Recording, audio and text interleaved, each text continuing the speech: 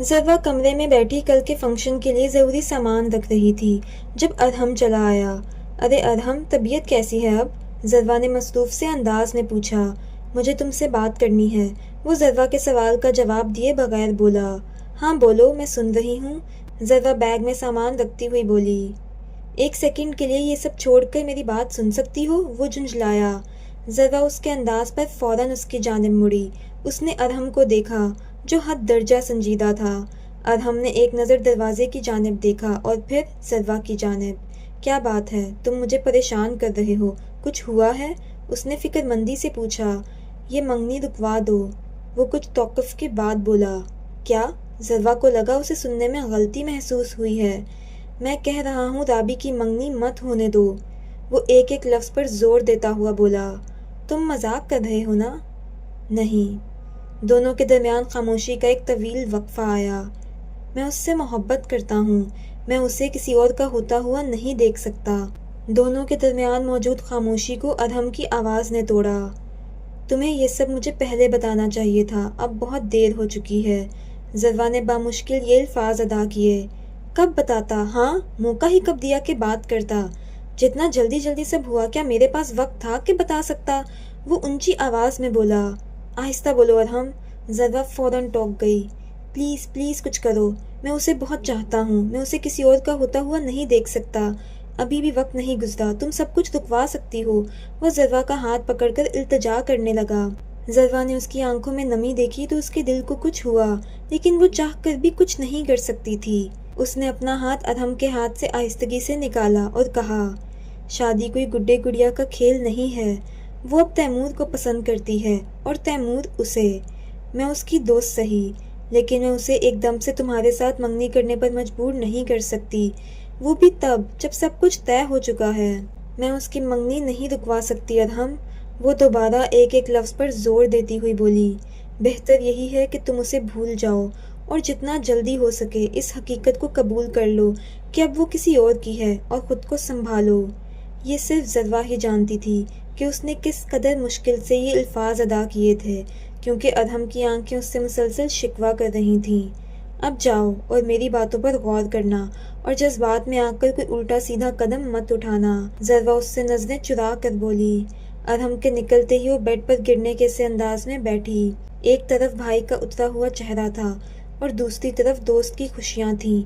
आज किसी एक को कुर्बानी देनी थी और वो कुर्बानी अरहम से मांगी गई थी। या अल्लाह, ये कैसा इम्तिहान है। ज़रवा सर हाथों में गिराकर बैठ गई। ज़रवा अपने साथ ढेर सारा सामान लिए लाउंज में आई तो आलियार उसे देखते ही खड़ा हो गया। अभी तो राबी की सिर्फ मंगनी हो रही है तो इतना सारा सामान लेकर जा रही है ये लड़की। खुदा जाने जब शादी होगी तब क्या क्या करेगी ये। रोशान अपनी ज़बान पर काबू ना रख सका और बोल पड़ा। तो तुम्हें क्या मसला है? तुम्हारे पैसों से तो नहीं खरीदे ये गिफ्ट्स मैंने। ज़रवा सारे शॉपिंग बैग ज़मीन पर रखकर उसकी तरफ मुतवज्जा हुई। मेरा पैसा ना सही, मगर मेरे भाई का पैसा तो ज़ाया हो रहा है ना। मैं बता रहा हूँ भाई, अगर यही सब चलता रहा ना तो आप वक्त से पहले गरीब हो जाएंगे। रोशान आलियार को आंख मार कर बोला। हाँ यार, बस शादी के बाद यही जुल्म होता है बेचारे शोहरों पर। आलियार खासी उदासी से बोला। आप ज़रवा बोली। क्या आप? रोशान ने उसे छेड़ा। जब कुछ समझ न आया तो वो दोबारा बोली। मैं आपकी जिम्मेदारी हूँ, मेरा खर्चा उठाना आप पर फ़र्ज़ है। आपका उठाना फ़र्ज़ है, आपकी दोस्त का नहीं। रोशान से बातों में भला कौन जीत सकता था। सब रोशान की अकल को दाद देने लगे। मैं कह रही हूँ आलियार, इसे चुप करवा लें, वगरना आज मेरे हाथों से कत्ल हो जाएगा। वो गुस्से से लाल पीली होती हुई बोली। ओए बाज आ जा, ये मेरा और मेरी बीवी का मसला है। आलियार ने फौरन कल्टी मारकर ज़रवा की साइड ली। जी जनाब, हम बाज ही हैं। वो चेहरे पर शरारती सी मुस्कुराहट लिए नहायत ताबेदारी से बोला। आलियार ज़रवा से शॉपिंग बैग्स पकड़कर पोर्च की जानिब बढ़ गया। कुछ देर बाद जब वो राबी के घर पहुंचे तो ज़रवा को गाड़ी से ना उतरता देखकर उसने सवालिया नज़रों से उसकी तरफ देखा, जैसे कह रहा हो अब क्या हुआ है। आप भी मेरे साथ ही आ जाए ना। ज़रवा आलियार की तरफ देखकर एक उम्मीद लिए बोली। ज़रवा, आलियार डपटने के अंदाज में बोला। मैंने क्या समझाया था यार, तुम मेरी बीवी होते हुए किसी से कैसे डर सकती हो।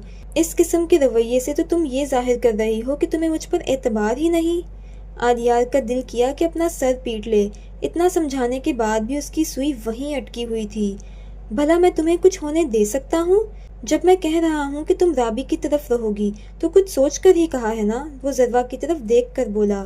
میں کبھی بھی کسی کو بار بار ایک ہی چیز نہیں سمجھاتا، صرف تمہیں سمجھا رہا ہوں، اور وہ بھی آخری بار۔ اب دوبارہ تمہارے منہ سے میں آج رات رکنے سے متعلق کچھ نہ سنوں، آلیار نے حکمیہ لہجے میں کہا۔ اس کے غصے سے بولنے پر ضروا بولی کچھ نہیں، بس اس بات میں سر ہلا گئی۔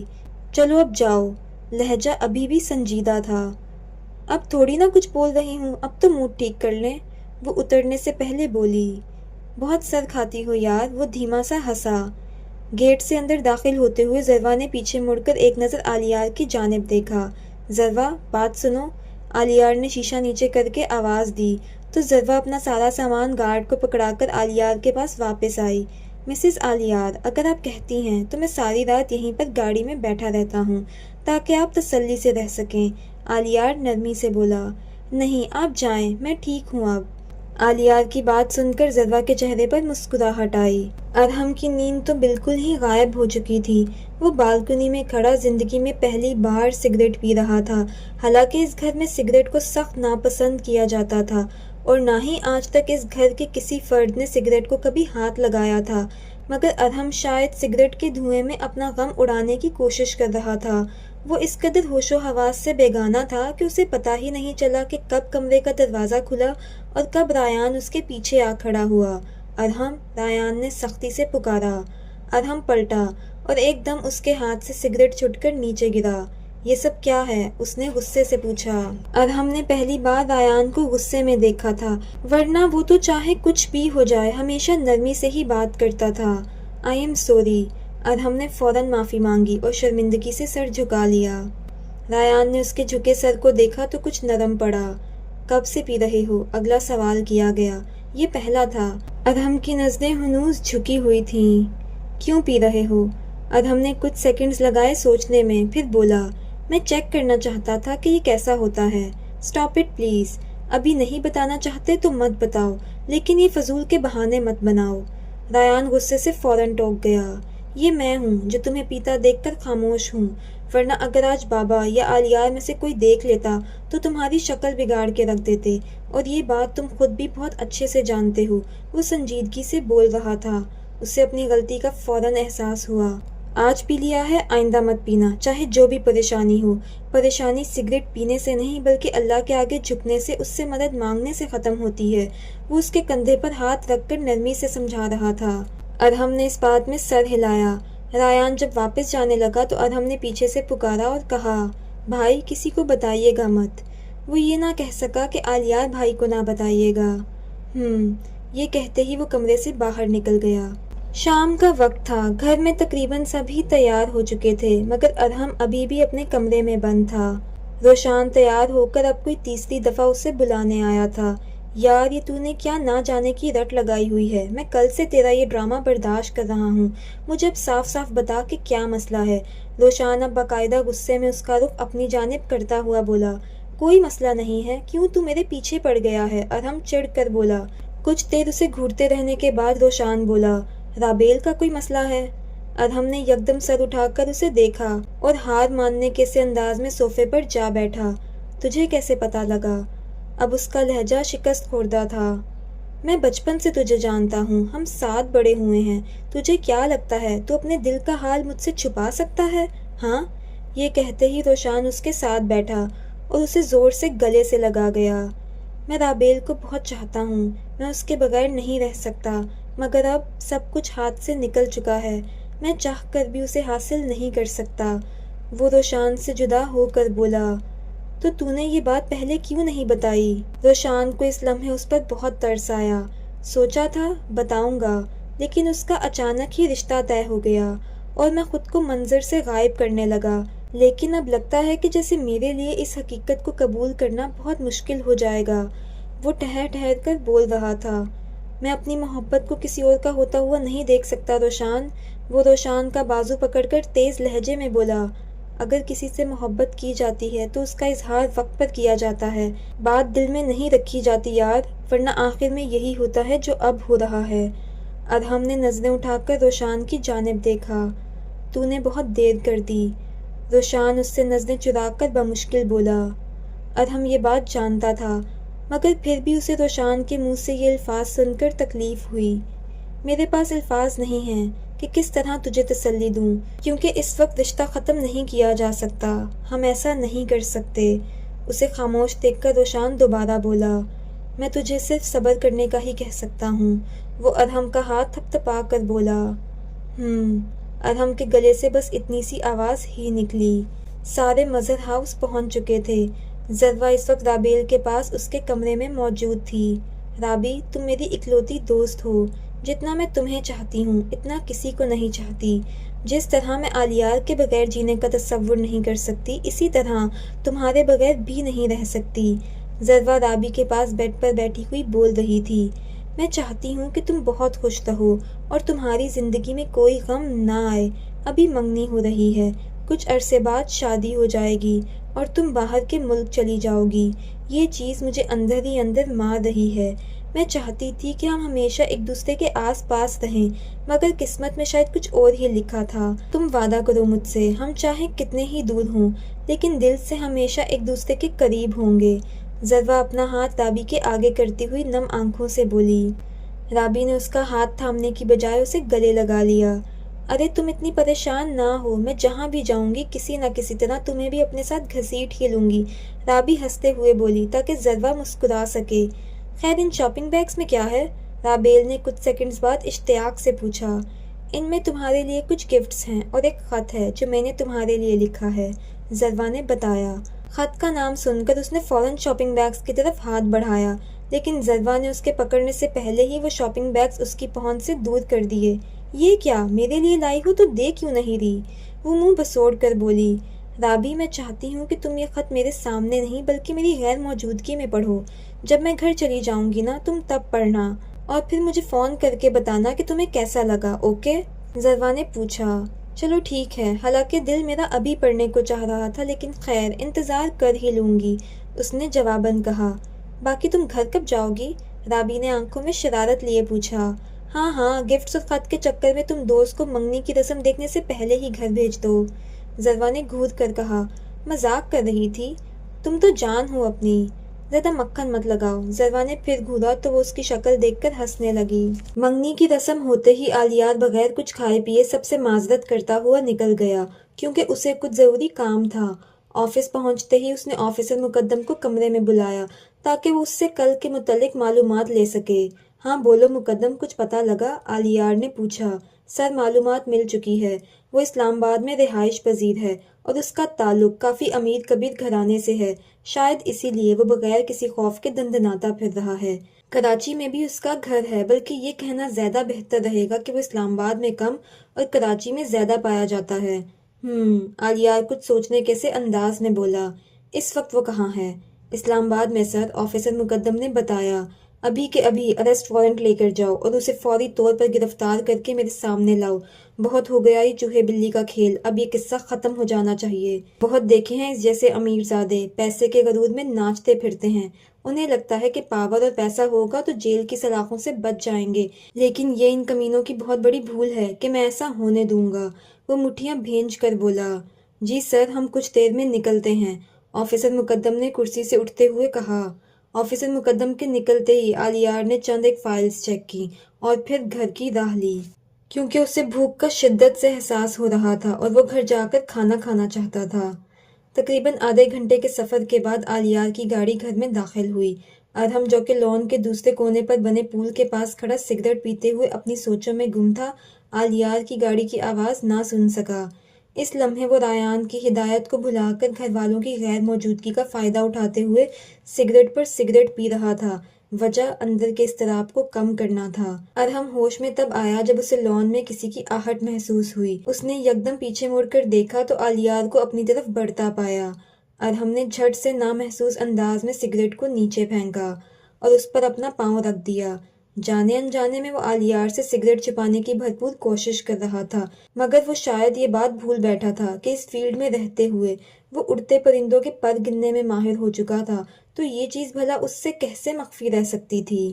جیسے جیسے آلیار اس کے قریب آ رہا تھا، اسی رفتار سے ارحم کے چہرے پر پسینہ نمودار ہو رہا تھا۔ ادھم نے آج تک بس سنا تھا کہ کبھی کبھی ایسے حالات آتے ہیں کہ انسان کا اوپر کا سانس اوپر اور نیچے کا نیچے رہ جاتا ہے۔ پہلے صرف سنا تھا، آج محسوس کر رہا تھا۔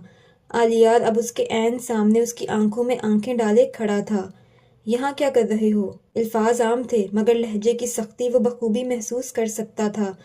بھائی، وہ اندر میرا دل گھبرا رہا تھا تو سوچا کچھ دیر کے لیے کھلی فضا میں آ جاؤں۔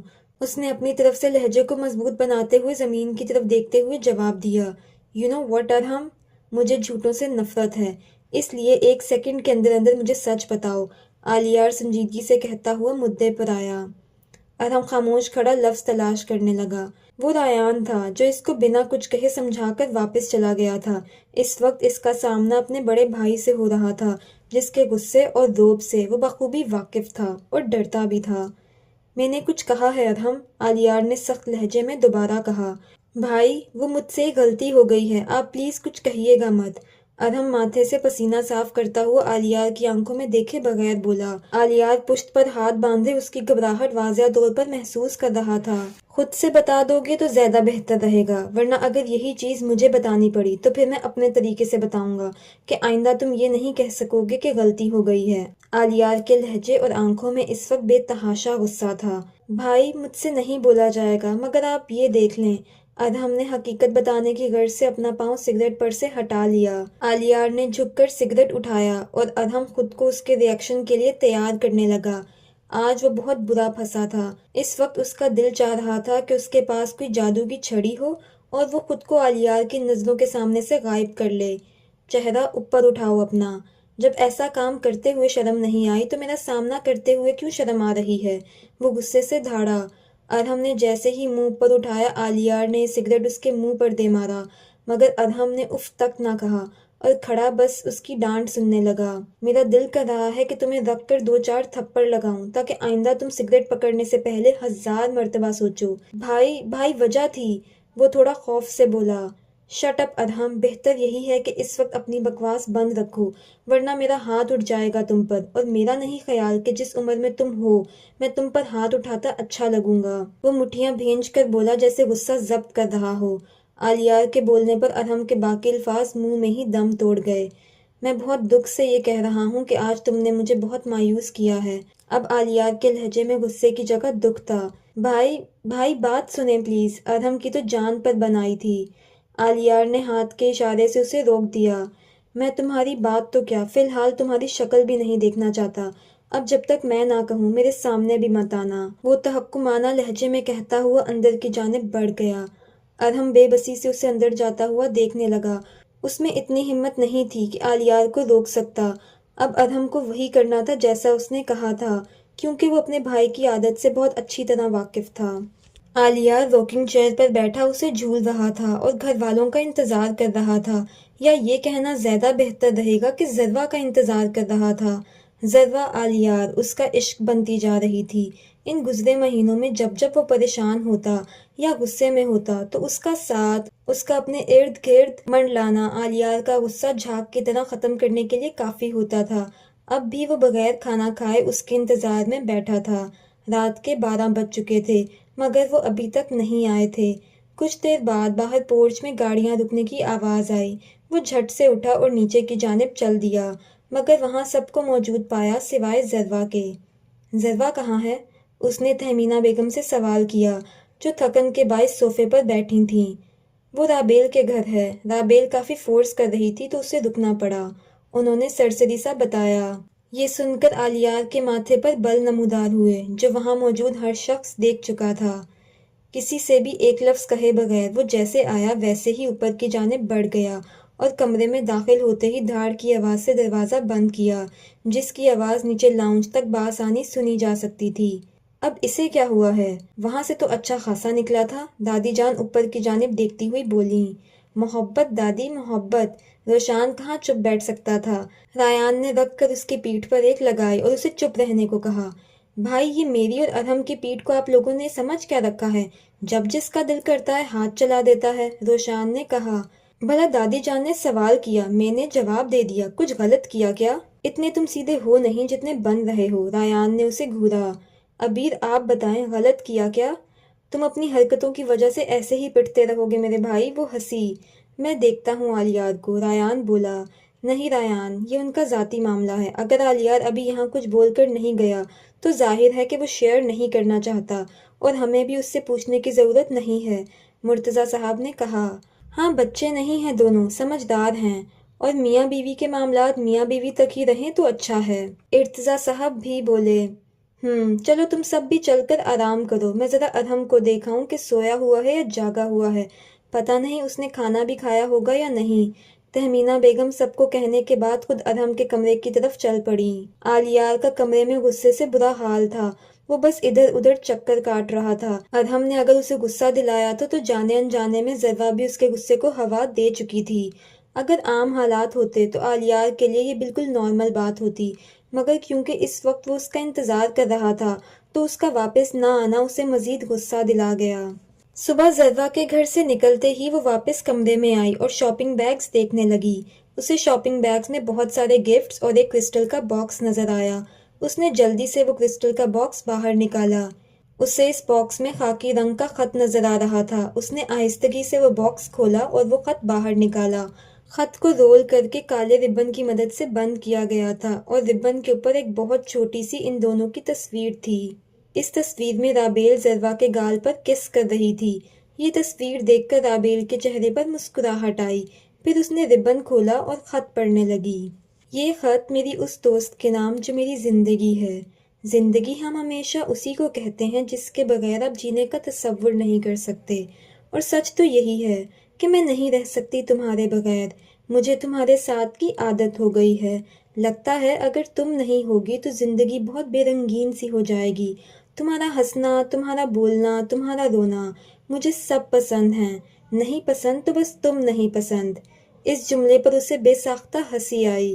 میں نہیں جانتی کہ آنے والا وقت ہمیں کہاں لے کر جائے گا اور ہماری زندگیوں میں کیا تبدیلیاں آئیں گی، مگر کبھی کبھی میں ایک بات سوچنے پر مجبور ہو جاتی ہوں کہ اگر ہم میں سے کسی ایک کو کچھ ہو گیا تو دوسرے کا کیا بنے گا؟ خوش رہ پائے گا وہ؟ یقین کرو اتنی محبت نہیں کرنی چاہیے تھی ہمیں ایک دوسرے سے کہ اپنے لیے ہی مشکلات پیدا کر لیں۔ خط کے اختتام پر میں صرف اتنا ہی کہوں گی کہ زندگی کے کسی بھی موڑ پر اگر تمہیں میری ضرورت پڑی تو میں بغیر تمہارے بلائے تمہارے ساتھ کھڑی ہوں گی۔ تم ہو تو میں ہوں تو تم ہو، ہم ہیں تو زندگی ہے۔ فقط ذرا آلیار۔ خط کے آخر میں نہ جانے کیوں رابی کی آنکھوں میں آنسو آ گئے، اور اس نے آنسو صاف کرتے ہوئے ذرا کا نمبر ملایا۔ وہ جانتی تھی کہ ذرا ابھی گھر نہیں پہنچی ہوگی، لیکن وہ اس کے گھر پہنچنے کا انتظار بھی نہیں کر سکتی تھی۔ ذرا نے کال اٹھائی تو وہ بولی، میں نے خط پڑھ لیا ہے۔ اچھا، کیسا لگا؟ اس نے پوچھا۔ بہت اچھا لگا، لیکن تم نے ایسا کیوں لکھا کہ اگر کبھی ہم میں سے کسی ایک کو کچھ ہو گیا تو دوسرے کا کیا بنے گا؟ اوہ ہاں، میں تو بھول ہی گئی تھی کہ ہمیں اکٹھے جینا اور مرنا ہے، ذرا نے کہا۔ ہاں نا، وہ مسکرائی۔ لیکن یار، تم بھی کچھ غلط نہیں کہہ رہی۔ اگر واقعی ہم میں سے کسی ایک کو کچھ ہو گیا تو؟ وہ پرسوچ انداز میں بولی۔ تو یار ایک کام کریں گے۔ رابی سوچتے سوچتے یکدم بولی، کیا؟ کیونکہ یہ خط اور اس پر لگا ربن اور تصویر بہت یادگار ہے ہمارے لیے، اس لیے اگر تمہیں کچھ ہوتا ہے تو یہ خط میرے پاس ہی رہے گا، لیکن اگر مجھے کچھ ہو گیا تو یہ خط تم واپس لے لینا، میرے ماما پاپا تمہیں دے دیں گے۔ اس کی بات پر ایک پل کے لیے ذرا کے دل کی دھڑکن تھمی، پھر وہ بولی، خدا نہ کرے رابی کہ یہ خط میرے پاس کبھی واپس آئے۔ ارے میں تو صرف ڈرامائی انداز میں ایک بات کہہ رہی تھی پاگل۔ تم ایک بات بھی مت کہو، وہ سنجیدگی سے ٹوک گئی۔ صرف تمہاری عمر کا لحاظ کر کے خاموش ہو رہی ہوں، ورنہ مجھے کوئی چپ نہیں کروا سکتا۔ وہ ذرا اکڑ کر بولی۔ اچھا، میری عمر؟ ذرا نے پوچھا۔ ہاں نا، پورے 4 ماہ بڑی ہو تم مجھ سے، بزرگ لوگ ہیں آپ، صرف اس لیے۔ وہ تنگ کرتی ہوئی بولی۔ ذرا ہنسی۔ پھر ایک دو ادھر ادھر کی باتیں کرنے کے بعد انہوں نے فون رکھ دیا۔ 10 بجے کے قریب ذرا گھر لوٹی۔ کمرے میں داخل ہوئی تو آلیار کو دیکھا جو ڈریسنگ ٹیبل کے سامنے کھڑا خود پر پرفیوم چھڑک رہا تھا۔ ذرا جب بھی کہیں سے آتی تھی یا آلیار جب بھی آفس سے گھر لوٹتا تھا تو دونوں ایک دوسرے کو لازمی حق کرتے تھے۔ آج بھی ذرا آگے بڑھی اور آلیار کی پیٹھ پر سر رکھ کر بازو اس کے گرد پھیلا گئی، مگر آلیار کو اس وقت اس کی یہ حرکت نہایت ناگوار گزری۔ اس نے بے دردی سے اس کے ہاتھ ہٹائے اور اسے خود سے دور کیا۔ ذرا یہ سب دیکھ کر بھونچکا رہ گئی، کیونکہ آج سے پہلے ایسا کبھی نہیں ہوا تھا۔ کیا ہوا آلیار؟ وہ پریشانی سے آگے بڑھی۔ آلیار 2 قدم دور ہوا اور پلٹ کر ٹیبل سے فائلز اٹھانے لگا۔ ضروا کا دل کسی نے مٹھی میں لیا، وہ 2 دفعہ اسے دور کر چکا تھا۔ آلیار مجھے بتائیں تو صحیح کیا ہوا ہے؟ وہ کمرے سے باہر نکلنے لگا تھا جب ضروا اس کے راستے میں آ گئی۔ تمہیں نہیں پتا تم کس کی اجازت سے وہاں رکی تھی؟ مجھ سے اجازت لی تھی کہ رک رہی ہو مزید ایک رات؟ وہ مٹھیاں بھینج کر سختی سے بولا۔ لیکن آپ کو تو کوئی مسئلہ نہیں، اس نے بولنا چاہا مگر آلیار نے اس کی بات بیچ میں ہی کاٹ دی۔ میں نے صرف اتنا پوچھا ہے کہ اجازت لی تھی یا نہیں، وہ ایک ایک لفظ پر زور دیتا ہوا بولا۔ وہ خود بھی نہیں جانتا تھا کہ اسے اتنا غصہ کیوں آ رہا ہے۔ نہیں لیکن، ضروا بھرائی ہوئی آواز میں بولی۔ اس کے وہم و گمان میں بھی نہیں تھا کہ اتنی سی بات پر آلیار ایسا رد عمل ظاہر کرے گا، ورنہ وہ کبھی نہ رکتی۔ کرو پھر اپنی مرضیاں، ابھی بھی نہیں آنا تھا؟ 1 2 راتیں اور رہ لینی تھیں، پھر سکون سے واپس آ جاتی۔ اور میں کون ہوتا ہوں تمہارا کہ تم مجھ سے پوچھتی، یا کم از کم مجھے انفارم ہی کر دیتی؟ لہجہ اب بھی سخت ہی تھا۔ آلیار ایسا، اس نے آلیار کا ہاتھ پکڑا جسے وہ چھڑا کر تیزی سے کمرے سے باہر نکل گیا، اور اسے جاتا دیکھ کر ضروا کی آنکھ سے ایک آنسو گال پر بہا۔ گھر کے سب لوگ اپنے اپنے کاموں سے باہر گئے ہوئے تھے، صرف دادی جان، تہمینہ بیگم اور ضروا ہی گھر پر تھیں۔ ضروا ٹی وی لاؤنج میں بیٹھی بار بار آلیار کو کالز کر رہی تھی، مگر دوسری جانب سے فون نہیں اٹھایا جا رہا تھا۔ وہ کچھ دیر تو اندر موجود آنسوؤں کو روکتی رہی، مگر جب بار بار کال ملانے پر بھی فون نہیں اٹھایا گیا تو اپنے ہاتھ چہرے پر رکھ کر رونے لگی۔ تھوڑی دیر بعد اسے احساس ہوا کہ اسے کمرے میں جانا چاہیے، کیونکہ اگر دادی جان دیکھ لیتیں تو یقیناً مسئلہ بڑھ جاتا۔ وہ کمرے میں جانے کے لیے اٹھی، مگر اس کا سر اتنی زور سے چکرایا کہ وہ واپس صوفے پر گر گئی۔ وہ کسی طرح خود کو سنبھال کر کچن میں گئی تاکہ نیمبو پانی پی سکے۔ بانو کو نیمبو پانی کا کہہ کر وہ وہیں کرسی پر بیٹھ گئی۔ جب بانو نے اسے گلاس پکڑایا تو وہ گلاس پکڑ کر کمرے میں آ گئی۔ صوفے پر بیٹھ کر اس نے چند گھونٹ ہی بھرے تھے کہ اس کا دل خراب ہوا اور وہ واش روم کی طرف بھاگی۔ گھونٹ اس نے صرف 2 لیے تھے، مگر الٹیاں اسے اب تک 4 آ چکی تھیں۔ وہ نڈھال سی بیڈ سے ٹیک لگائے لیٹنے کے سے انداز میں بیٹھ گئی، کیونکہ اس کا سر مسلسل چکرا رہا تھا اور اب تو باقاعدہ اس کے سر میں درد ہونے لگا تھا۔ وہ ڈاکٹر تھی اور ان سب چیزوں کا مطلب بخوبی سمجھ چکی تھی، مگر اس میں فی الحال اتنی ہمت نہیں تھی کہ ہاسپٹل جا سکتی۔ اوپر سے آلیار کی ناراضگی کے سامنے اسے اپنی طبیعت کی بالکل فکر نہیں تھی۔ وہ شدت سے آلیار کے گھر آنے کا انتظار کر رہی تھی تاکہ اسے منا سکے، لیکن وہ ابھی تک گھر نہیں لوٹا تھا۔ کچھ دیر بعد اپنے اندر کے غصے کو کم کرنے کے لیے اس نے پاس پڑا گلاس اٹھا کر زمین پر دے مارا اور لائٹس آف کر کے بغیر جوتے اتارے بیڈ پر بھالو پکڑ کر سو گئی۔